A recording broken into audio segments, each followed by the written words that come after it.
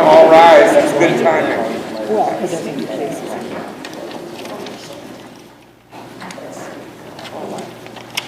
This court is now in session. Please be seated.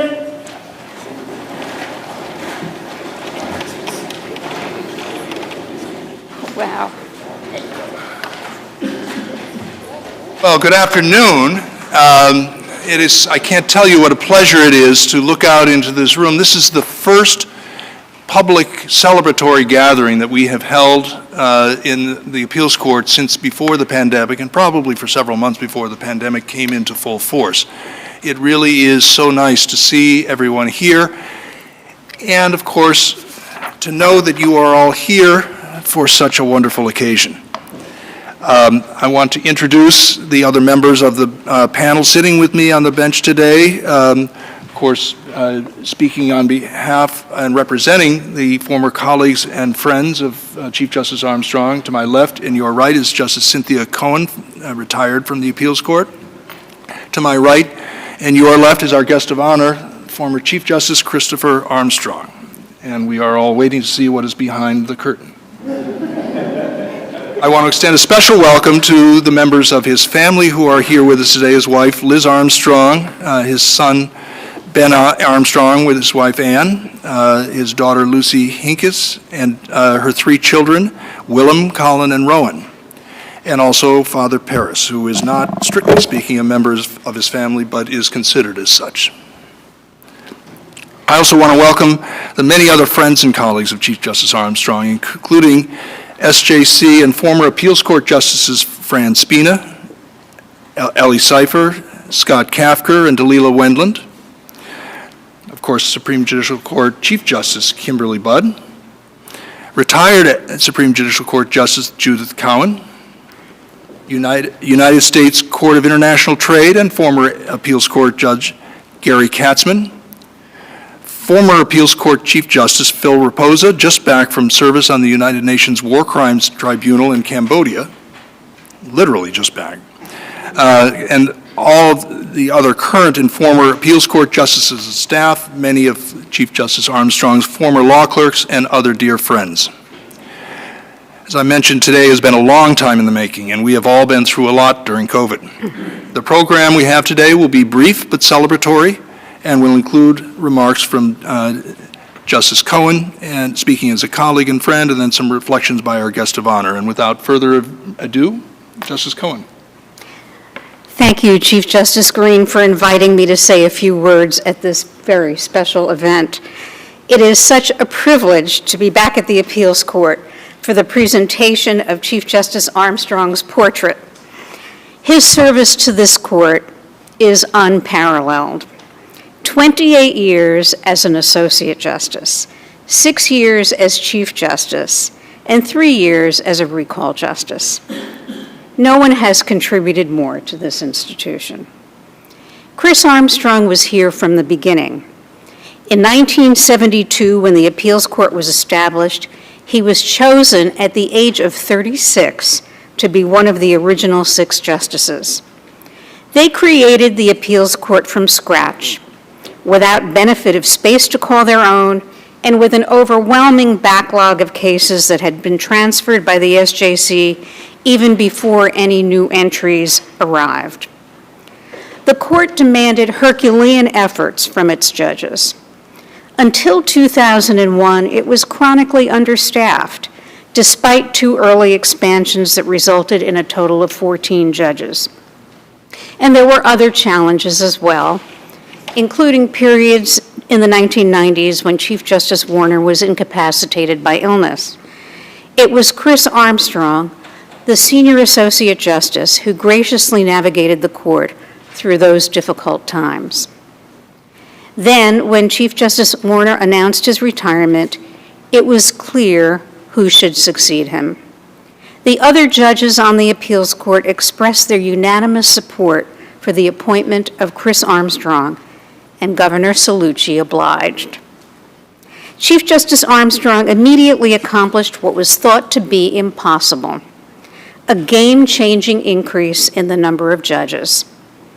As a result of his efforts, the legislature authorized 11 new positions to be filled the following year. This dramatic expansion paved the way for a new era at the appeals court. For the first time in the court's history, it became possible to chip away at the backlog and eventually keep abreast of the cases. I had the good fortune to be selected as one of the expansion judges, and that was my first opportunity to get to know Chris Armstrong on a personal basis. His leadership during the expansion was extraordinary. Over a period of less than a year, he welcomed not only the 11 new judges, but also the additional support staff that were needed to assist them. He made sure that the new judges were able to get up to speed by asking the court's senior judges to act as mentors and by arranging for training on topics like effective opinion writing. He himself was an exemplary writer with a knack for producing clear, persuasive, and concise opinions. Despite having so many duties to juggle, he took the time to give valuable feedback to the new judges whenever he reviewed their drafts. Most importantly, Chief Justice Armstrong strove to assimilate the expansion judges into the culture of the court and to foster a sense of esprit. He promoted collegiality by encouraging judges old and new to gather over lunch in one of the conference rooms so we could get to know each other better.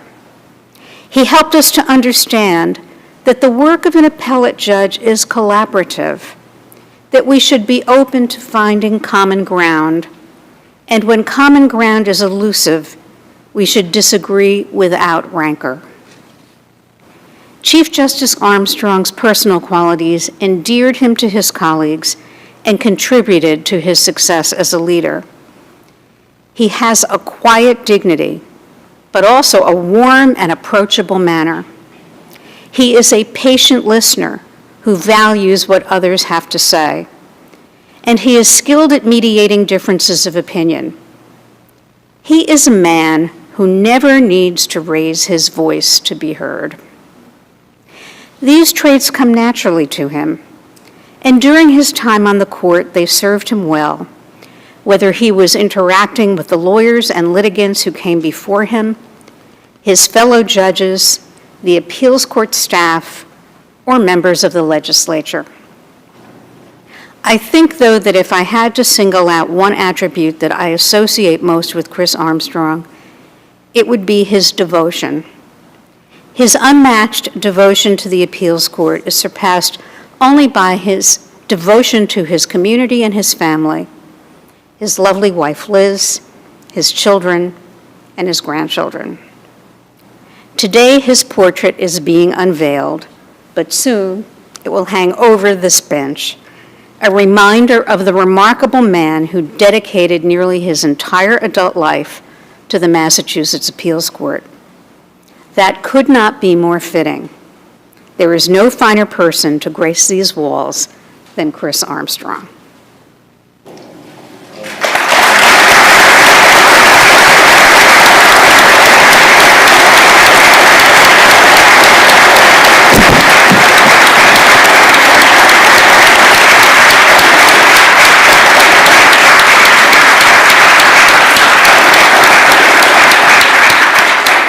Thank you, Justice Cohen. That was lovely and perfectly accurate.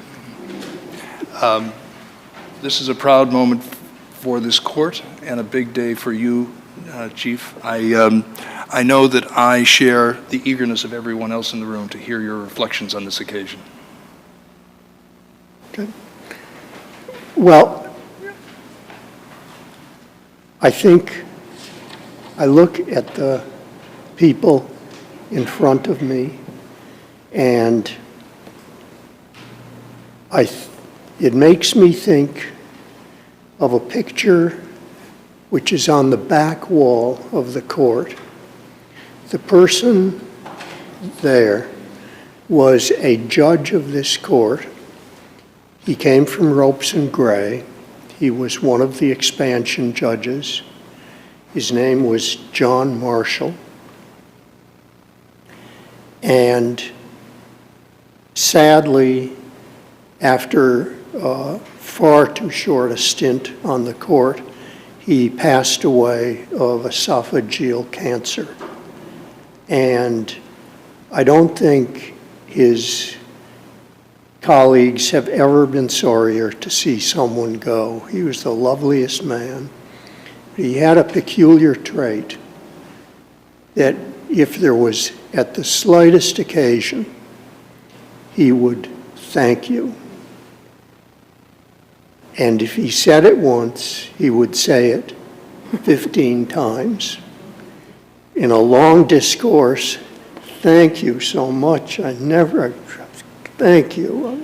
Thank you. I remember once I gave him that slight provocation to say thank you. And he arrived with a book about the Boston Red Sox. One of the crucial years, very exciting year. I remember it as a kid. And he wrote a foreword to it, which told me 18 times, thank you. Well, I look at the people who are here, and I think to myself, everyone here, thank you, thank you. Thank you for coming in the first place. For some of you, it was not easy. It was very hard, I know.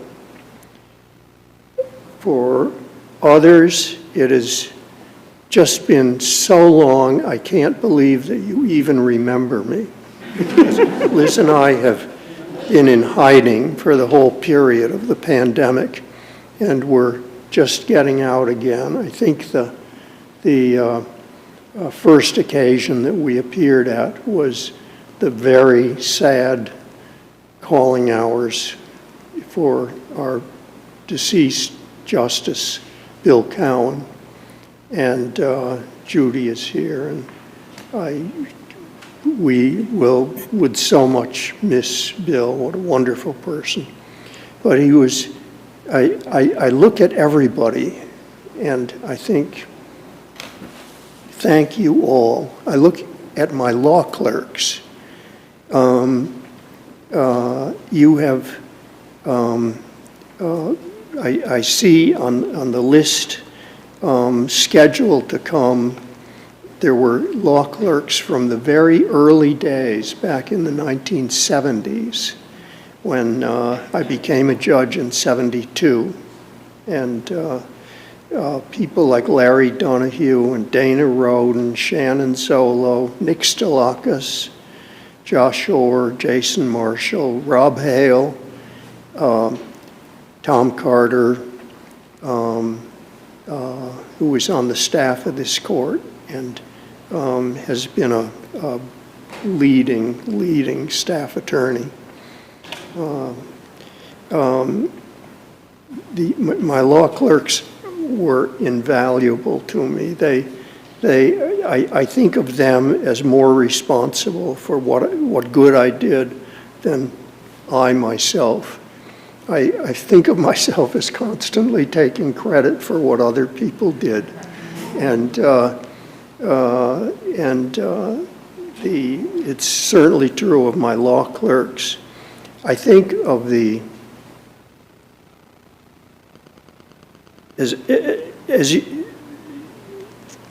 me back up a little bit. I think of the appeals court in my mind as having two births. It was born in 1972, the year the legislation passed, and 6 of us were appointed judges of the appeals court. I was 36. I really probably had very little reason for being there, other than that the Governor Frank Sargent thought highly of me, and his legal counsel Bill Young, later Bill Young over at the federal courthouse, must have told him that I was okay to a point. But I remember back in those days when people would look at pictures to try to identify the new court, and they'd see 5 people they recognized, because the others were quite prominent at the bar. And then they'd say, "Who is the kid that's with them?" And I've been told that story several times by people that happened to. But I think of those original judges in Birth One as the people who taught me how to be a judge. Incidentally, they taught me how to be a lawyer, but they taught me how to be a judge. I remember Alan Hale, the Chief Justice of the court, would literally teach me how to read a transcript. It's not what you think it is. It's the reason the lawyer makes what looks like a mistake is because he's trying to avoid something and they explain the complexities, the Byzantine complexities of running a lawsuit to me that way. I think of the others of the original judges, Reuben Goodman, Don Grant, M. Kevel. These were giants of the bar at that time. From the time it was born, the appeals court had terrible backlogs. The very first day we sat, we had several months worth of cases on our docket already.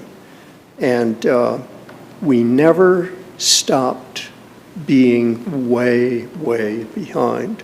I remember those years, especially when I was sitting in for Chief Justice Warner, going over to the Appropriations Committee, and I would begin my remarks after they'd heard from all the other courts. To defend my budget, I'd say the first thing I have to let you know is that the appeals court is the basket case of the court system. We are years behind, and we kept being years behind. We got increases to 10 judges. That was a smashing set of appointments. John Graney, Raya Drebin, Rudy Cass, Charlotte Peretta, wonderful, wonderful judges. And then we went through another 4-judge expansion, so we were 14 judges. And all of the expansions had come several years after they were needed. They all began with huge backlogs. And it didn't stop until the second birth of the appeals court, which was the expansion in 2000. And I see in this room some of the people that were responsible for getting us there, up to 25 judges. I got a lot of the credit for it, but the credit really went first to my colleagues who sheepishly decided to go hat in hand to the governor and the legislature and ask for 3 more judges.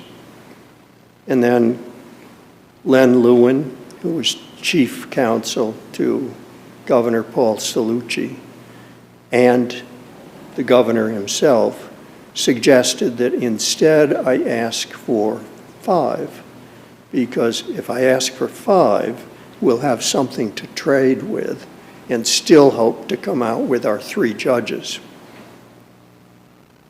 And then I was called into the office of then Speaker of the House, Thomas Finneran, who knew there was a problem, called me in. Bill Kennedy, who was with us here today, next to Steve Carroll, he called me into Finneran's office. He was his right-hand man. And Finneran quizzed me about how many judges I really needed, how many judges could decide how many cases in what period of time, how big did panels have to be, how big is the backlog, how long would it take to cut through that backlog and still face the new cases coming in every year. And he and I, sitting with pen and pencil, working out the figures, which I had courtesy of Alex McNeil, sitting in the back of the courtroom. He was my phenomenal chief administrative judge. I don't know what you'd call him. Should be called executive director of the operation. He fed me with such great figures that I had all the figures at hand for Speaker Finneran, who was obviously a nuts and bolts man. And he calculated that we needed the 11 new judges. And then he sort of left it there, said thank you very much. And Bill Kennedy ushered me out of the office, and I remember him saying to me, you know, he's serious. I said, Bill, I don't have offices enough. I don't know what I would do if that many came. And I got some good advice that if you can get the judges, the rest will take care of itself. It may take a little bit of time, but it'll take care of itself. And so we had the second birth of the appeals court. And the key people in that picture were Tom Dwyer, who was then the president of the Boston Bar Association. The Mass Bar was great. The Globe was great. There, Rudy Cass, who still had lots of press ties from the days when he represented the press, paved the way for interviews by the editorial boards of the Globe and the Herald, and they all came out with editorials strongly praising the idea of 11 new judges. And it was, the legislation passed amazingly. No one ever believed that the Democratic legislature would give a Republican governor 11 new judicial appointments. And I was told darkly by people that these would all be political appointments, and don't get my hopes up. They went into the Judicial Nominating Commission, which Governor Cellucci had kept going from Frank Sargent's time. And when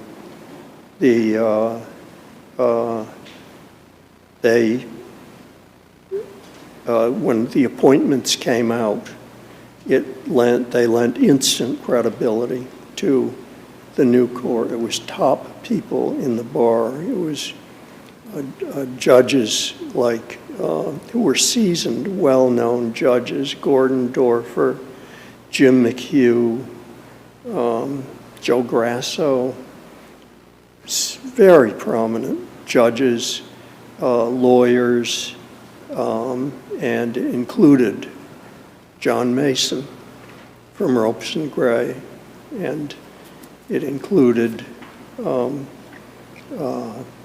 Cindy Cohen, who was about to become, she was on the ladder up to becoming chairman of the Mass Bar. She was actually secretary of the Mass Bar at that time. And she gave all that up to come to the appeals court. along with a lot of others who were just wonderful, wonderful colleagues, mention Gary Katzman, who worked not as a judge over at the federal court, whose brother was a judge down in the Second Circuit. And Gary was one of the new judges. He was, there's a long story that goes with the swearing in by a governor who didn't think he should do swearings in publicly, that they should all be done quietly in his office. And so we quietly arranged a very public induction, Gary. And the group of people who came in to speak in his behalf was led by Supreme Court Justice Stephen Breyer, and was followed by someone who looked exactly like Gary. And wait a minute, Gary, there are two of you. They were indistinguishable. He was his brother from New York. They were identical twins. It was all a wonderful thrill, did wonders for the credibility of the appeals court. Gary has since been taken onto the federal judiciary down at the Court of International Trade in New York, and where he's a judge there. And so anyway, we have this, for the first time in its existence, the appeals court got enough judges to do the work. For the first time, and you could calculate that if we kept up the regular pace of hearings and decisions, that we would be caught up in 3 years. And I had promised Tom Finneran, the Speaker, that in 3 years we would be caught up, meaning we would have heard all the cases by the end of February that needed to be heard that court year.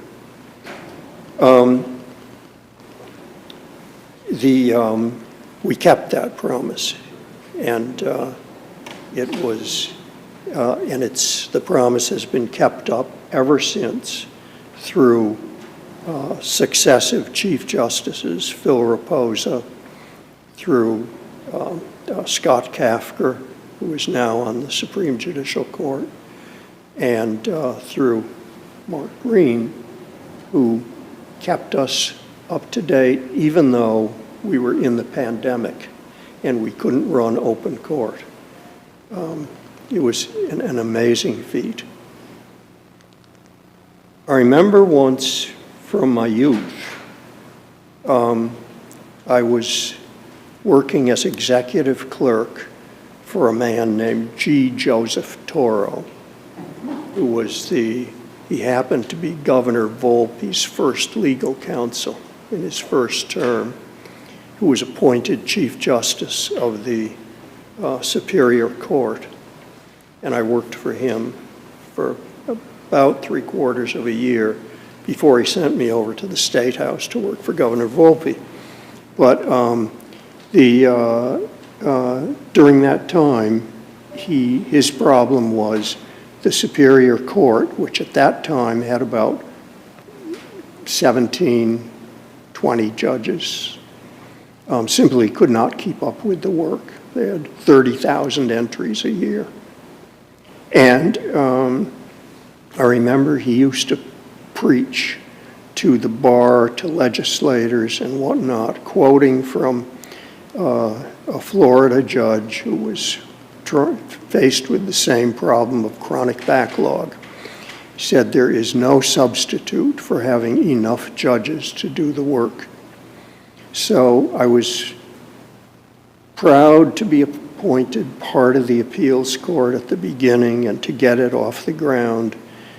I was prouder still to have been instrumental in expanding the court to the point where we finally did have enough judges to do the work. And with that, I was about to face mandatory retirement age. And so I left, but the court has kept up. It was really wonderful. To my colleagues,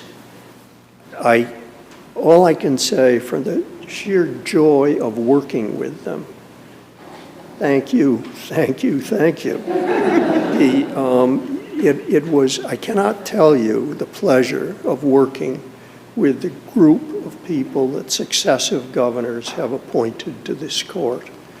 I won't mention one because I won't know where to stop. But I've had great judges. They were greater lawyers than I. They were greater writers than I. They were people that I really looked up to, and yet all of them came together and supported the court and made it into a happy place to work. There was, not too long ago, there was a staff attorney, one of the leading staff attorneys. I cannot tell you how valuable the staff attorneys on this court are. His name was Larry Ward, and I apologized when he was on his deathbed, and I apologized to him for not getting down to see him, but explained this was the early days of the pandemic, that I couldn't risk it. I couldn't risk it to him or to me. He said, no, don't mention it. When I think back to working with you on the appeals court, I felt I was part of a big team, a team that worked happily and together to do great things. And I would like to echo what Larry said. I would like to thank all the judges of this court, past and those through the time when I left the court. It was such a pleasure to work with you. You have my great eternal thanks, and for your presence here today, in some cases I know with hardship. I appreciate it so very much. Thank you all, and thank all of you who are here.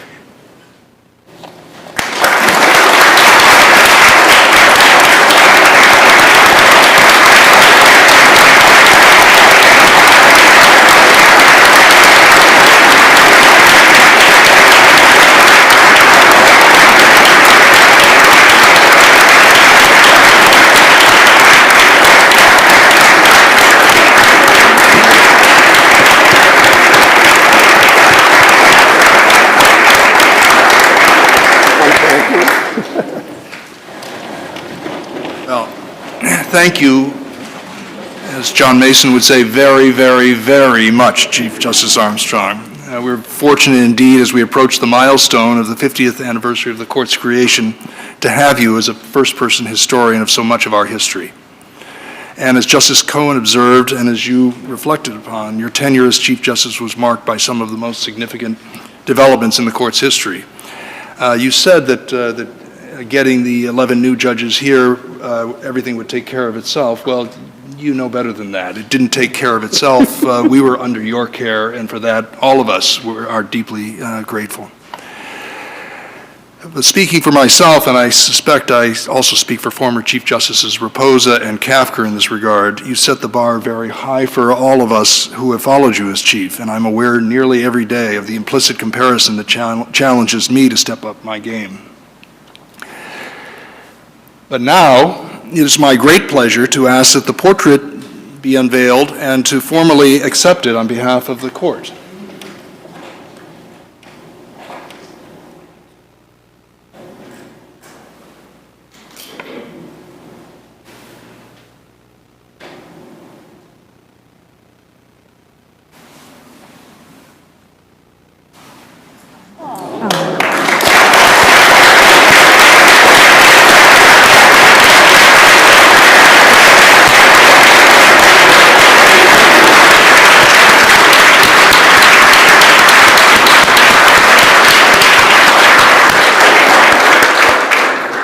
as Justice Cohen mentioned, it will hang on the wall behind this bench, just as the portrait of the court's first Chief Justice, Alan Hale, hangs behind the bench in the Hale courtroom across the way.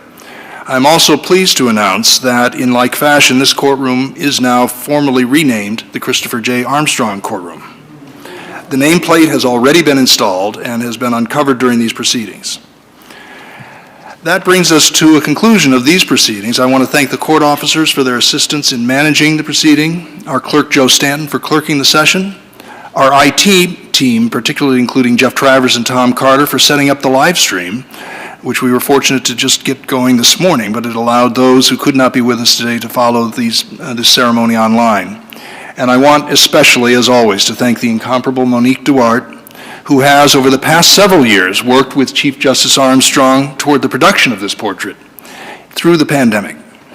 The sitting, as Ron Spatty reminded me this morning, occurred in February of 2020, so just before everything went crazy. And then, as I mentioned at the very beginning, we had that long hiatus before we were finally able to bring people back together again today. And that didn't just happen either. Monique is really the driving force behind all of these events. We take it for granted, but without her, none of this could have happened. She handled the coordination in very challenging circumstances. And by the way, we're a little rusty at doing this sort of thing. You are all now invited to join us in a reception in the Rose Library. The court officers will lead you there, and with that, these proceedings are adjourned.